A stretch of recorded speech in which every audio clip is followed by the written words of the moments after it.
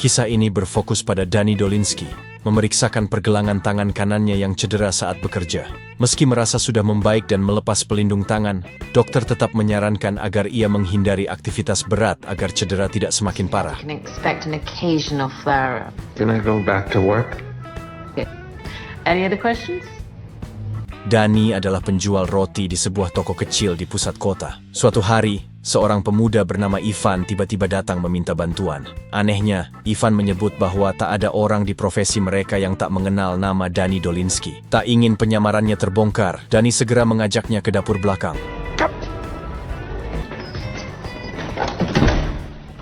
Ivan baru saja menyelesaikan sebuah tugas dan tanpa sengaja terluka di bagian perut.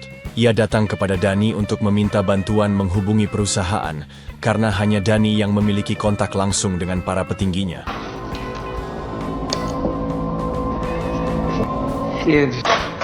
Setelah menelpon petinggi perusahaan, Danny menyuruh Ivan melepas pakaiannya karena dokter akan segera datang untuk mengobati lukanya. Namun saat Ivan diminta menatap gambar pantai, tiba-tiba Company takes you on a vacation. Really?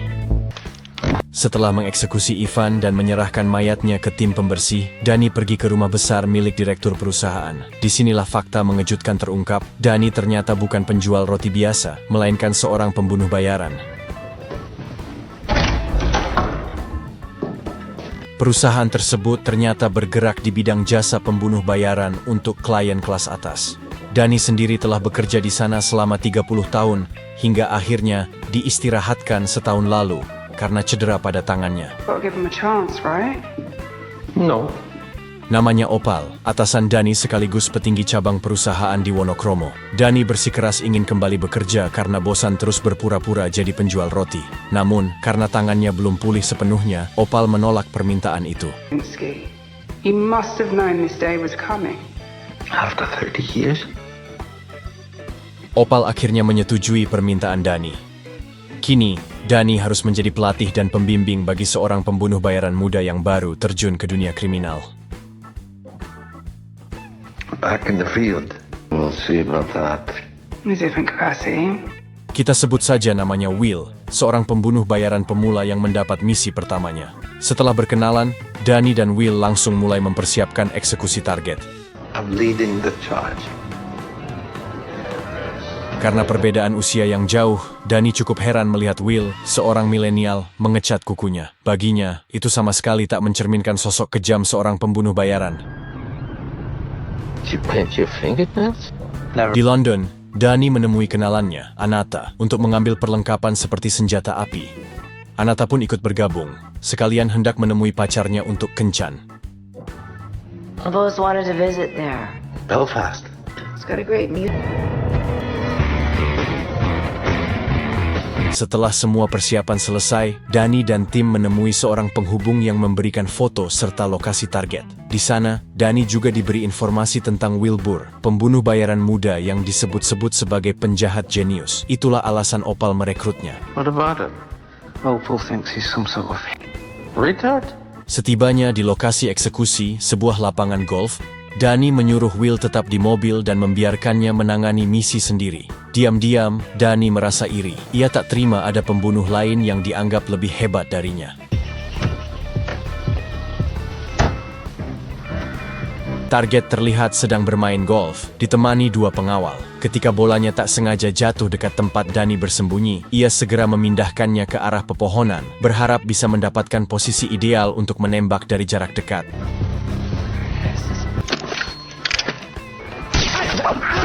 Karena cedera di lengannya, Will gagal dan target berhasil melarikan diri ke dalam hutan. Target memanjat pohon, membuat Danny kesulitan membidik. Saat dua pengawal datang mengejar, Danny terpaksa bersembunyi. Di tengah kondisi terdesak, tiba-tiba, meski tampil dengan kupluk pink dan gaya yang tak meyakinkan, Wilbur berhasil menuntaskan misi dengan cepat dan tepat. Setelah kembali ke rumah, Danny dan Will mendapat tugas baru, menemui Anton, salah satu pendiri cabang London, dan asistennya, Simon. Sebagai sosok legendaris dengan 30 tahun pengalaman, Danny dipercaya menangani tugas yang tak bisa dilakukan orang lain.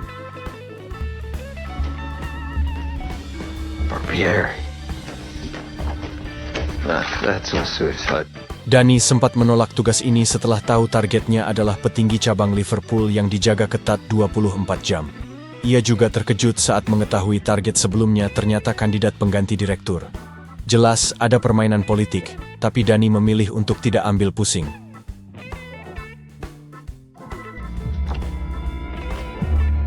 So you're going via water. Meski terpaksa, Danny menerima tugas itu. Ia dan Will kemudian membahas lokasi target yang berada di pulau terpencil, 30 km dari daratan. Satu-satunya cara cepat menuju ke sana adalah dengan perahu kecil.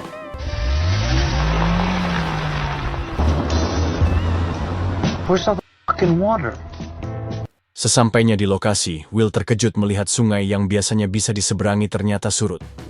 Mau tak mau, mereka harus berjalan kaki sejauh 30 km menuju tempat target.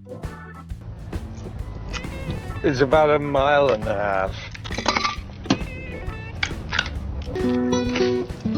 Sesampainya di lokasi, Will langsung menonaktifkan sistem alarm dengan alat khusus. Namun, tepat saat Danny hendak mengeksekusi target, cucu sang target tiba-tiba muncul dan meminta air minum.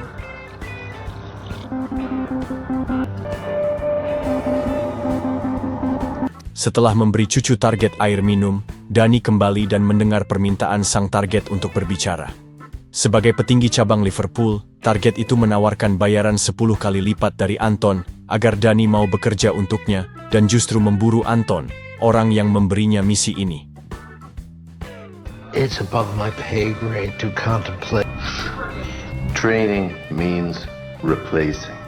Yang target meminta Danny untuk menghabisi Will, rekan mudanya yang dianggap masih hijau dan tak tahu apa-apa. Dan tebak, apa yang Danny lakukan?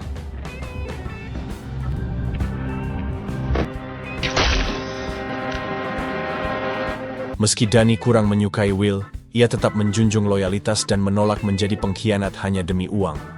Setelah misi selesai, mereka melapor pada Anton yang memuji kekompakan keduanya. Danny pun diminta terus bekerja sama dengan Will ke depannya. I don't see it. You're gonna need him. I don't need him. Jauh dari harapan Anton, Danny mulai merasa kesal dengan cara kerja Will yang dinilainya serampangan, tanpa hati nurani atau sisi kemanusiaan. Seperti saat Will membunuh 2 pengawal di misi pertama dan hampir menembak anak kecil di misi kedua. Hal itu memicu perdebatan sengit yang berakhir dengan adu fisik ringan. It's not that. Beruntung, temannya cepat melerai perkelahian dan segera menyeret Danny keluar dari klub malam. Namun, kejadian tak terduga muncul saat 3 preman menghadang dan berniat mengganggunya. Ternyata, ketiga preman itu adalah utusan keluarga korban pertama di lapangan golf. Mereka hanya ingin tahu siapa dalang di balik pembunuhan itu dan bertekad membalas dendam atas kematian anggota keluarga mereka.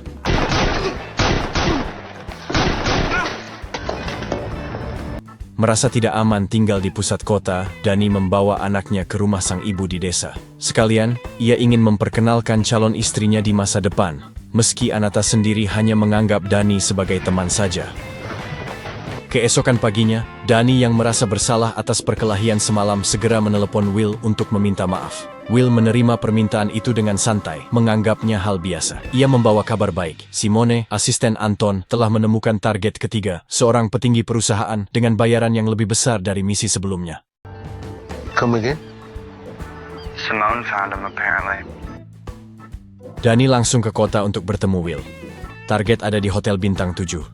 Will ingin eksekusi sendiri, sementara Danny menunggu di mobil.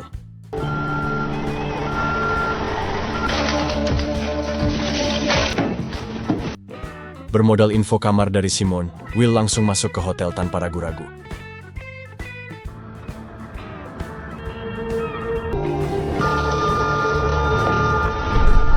Di saat bersamaan, Danny tak sengaja melihat Simone datang bersama 2 anak buahnya dan hendak masuk ke hotel.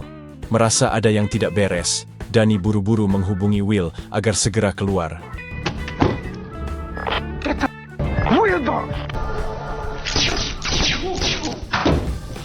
Simone tidak langsung membunuh Will karena masih berguna untuk memancing kemunculan Danny.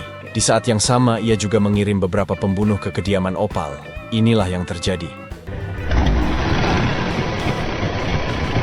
Danny segera mengganti kostum dan kabur dari hotel. Ia menemui Anton untuk meminta penjelasan. Kenapa Simone, asistennya, tiba-tiba berkhianat? Ternyata ada pihak ketiga yang ingin menghancurkan perusahaan jasa pembunuhan mereka. Kelompok ini dipimpin oleh Monty, dan Simone ternyata sudah lama menjadi bagian dari rencana itu. Keadaan makin kacau. Opal, atasan Dani, baru saja dikabarkan tewas, menyisakan Anton sebagai satu-satunya petinggi perusahaan. Dalam situasi genting ini, kabur adalah pilihan terbaik. Namun Dani masih memikirkan nasib Will. Meski keras kepala, Will hanyalah korban dari konflik besar ini. And we lost. Dani segera pulang untuk mengevakuasi ibu dan Ananta, tapi semuanya sudah terlambat. Ternyata Simone sudah lebih dulu tiba dan langsung menembaki mereka. Dengan berlindung di balik meja setrika yang dilapisi buku tebal, Dani perlahan maju sambil membalas tembakan, hingga akhirnya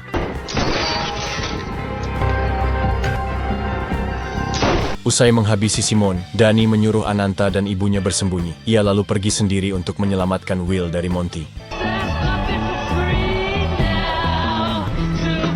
Langkah pertama Dani adalah mendatangi bar milik Monty di pusat kota. Membawa kompor berisi bensin dari mobilnya, ia mengancam bartender agar memberitahu lokasi Monty. Karena sang bartender menolak, Dani pun mengambil tindakan ekstrim.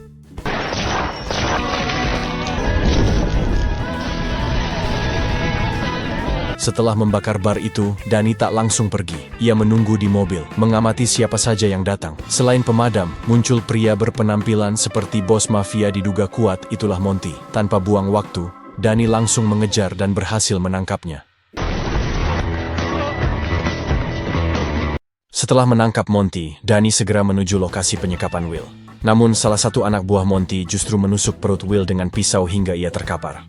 Leave the kid get lost. Terjadilah baku tembak antara Dani dan anak buah Monty. Dalam kondisi terdesak, Dani memanfaatkan benda di sekitarnya, seperti wajan untuk menampung peluru yang ia panaskan, dan hasilnya